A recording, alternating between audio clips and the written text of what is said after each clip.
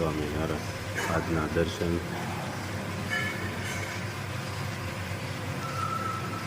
જય ગણપતિ દાદા, જય કષ્ટભંજન દેવ. Good morning Gulabbhai. જય સ્વામિનારાયણ. Good morning. જય સ્વામિનારાયણ. જય સિયારામ. જય શ્રી કૃષ્ણ. હેર ઓઇલ માટે આપણે કાલે રાતે મોટા સુધી પાર્સલ કર્યા. 11:30 વાગી ગયા હતા અને દિવસના એટલા પાર્સલ હતા, કારણ કે હવે હેર ઓઇલ પાછું અમારે કમ્પ્લેટ પલાળીને કરી દીધું છે. હવે ખાલી ઉકાળવાનું જ છે આપણે, બાકી ઉકાળી પાછું આપણે તૈયાર કરવાનું છે. ઘણો બધો બધાએ બહુ સપોર્ટ આપ્યો હેર ઓઇલ માટે અને બધાએ ઓર્ડરે ઘણા આવ્યા. એ બધાનો ખૂબ ખૂબ આભાર. અને એક આપણે નેગેટિવ કમેન્ટ ન કહેવાય, આમ તો સારી કમેન્ટ કહેવાય. એક બેન છે, એને કમેન્ટમાં એવું લખ્યું હતું કે રાજુડો કાંક ઝેરી છે એવું લખ્યું હતું. અને ગુલાબ ને તો કઈ એડિટિંગ કરતા નથી આવડતું, અભણ છે, વિડીયો ઉતારતા નથી આવડતું. સરસ, મને આનંદ થયો કે બેનને મારી ખબર તો છે એમ. પણ આટલી બધું માહિતી બેનને આપી કોને? કારણ કે બેન અરે તો અમે કોઈ દી જોયા નથી બેનને, એ બેને અમને નથી જોયા, વિડીયામાં જોતા હોય એમ. એટલે આપણા વ્યુઅર્સને હું એ કહેવા માંગુ છું કે હું કોઈ નેગેટિવ કમેન્ટ સામે ધ્યાન નથી રાખતો, પણ મારી માહિતી આટલી બધી મળી ક્યાંથી એ બેનને કે આટલી બધું મારા વિશે જાણે છે એ બેન, બરાબર. અને એને એવું લખ્યું હતું કે એડિટિંગ કરતા નથી આવડતું, શૂટિંગ કરતા નથી આવડતું, અભણ છે. બેન અભણ હોય ને એની કોઠાહૂજ હોય. કુદરત એક કળા બધાને આપે. પણ સરસ તમે માહિતી શેર કરી બધાને, આનંદ થયો, બહુ આનંદ થયો. પણ હું મારી કોઠાહૂજથી આગળ વધુ છું અને કોઠાહૂજ બધામાં હોય એ કુદરતની દેણ છે. ભણ્યા હોય એની કરતા માઇન્ડ અભણનું વધારે હાલતું હોય.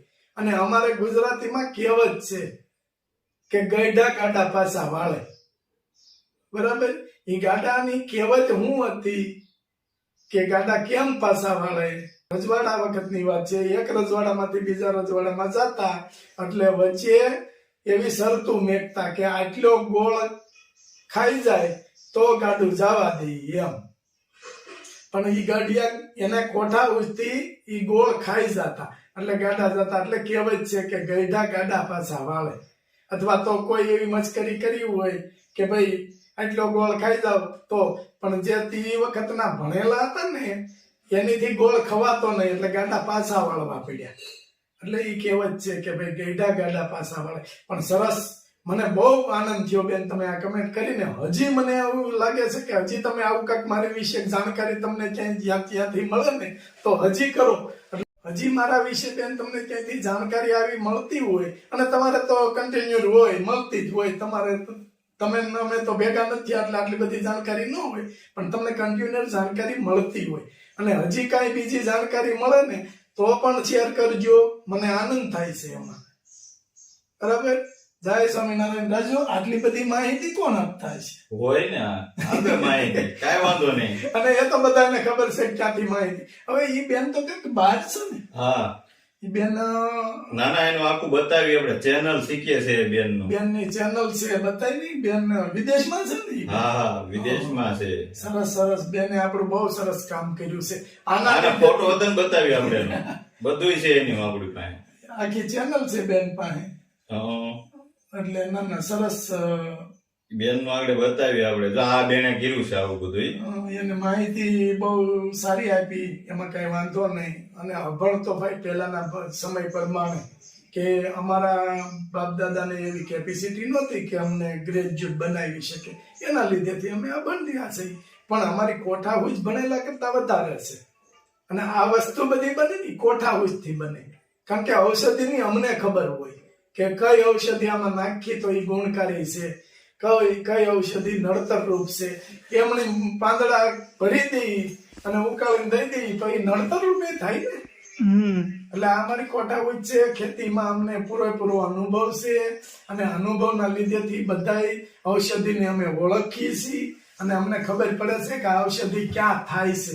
આવો બતાવી બેનની ઈ બેનને બતાવી આપણે બેનની એક ચેનલ છે. અલ્પેશ પટેલ ટીણો પટેલ એની આપણે બધું બતાવી. જો અલ્પેશ પટેલ ટીણો પટેલ એની ચેનલ હતન છે. આ બેને બહુ સરસ વાત કરી. અને આ બેન પોતે છે. જો આ બધું કોમેન્ટ આવી કરી ને આ બેન પોતે છે. તમને વિડીયોમાં હતન બતાવી. જો આ એની ચેનલ છે અને બેન બહાર રહી છે. જો આ આખી માહિતી આ બેન છે. આટલી બધી માહિતી કોણ આપે છે એ જ નથી ખબર. આનંદ થાય છે પણ કાંઈ વાંધો નહીં. આવી કમેન્ટો આવે મને તો બહુ આનંદ થાય છે. અમારે રાજુભાઈ છે, નાના રાજુભાઈ, એને જરાક ટેન્શનમાં આવી જાય કે આપણામાં આવી કમેન્ટ આવી. પણ રાજુ, બધા માણસો એક સરખા ન હોય. આ 5 આંગળી છે, 5 એક હરખી ન હોય. કોઈના મગજ એ રીતે ચાલતું હોય તો એવું લખે. જેના સંસ્કાર, સારી કમેન્ટ કરે એના સારા સંસ્કાર હોય, નબળી કમેન્ટ કરે એના નબળા સંસ્કાર હોય. એમાં ક્યાં આપણે કોઈની ઘરે આપણે ખાવા નથી જવું. અને મારી વિશે હું લખ્યું તું વાંઢો છે એમ. વાંઢો હોય તમે આગલી કમેન્ટમાં કીધું છે કે હું તો મારી ઘરે આનંદથી રહું છું. બીજા કોઈ વાંઢા હોય એનું ટેન્શન લ્યો, મારું ટેન્શન ન લ્યો.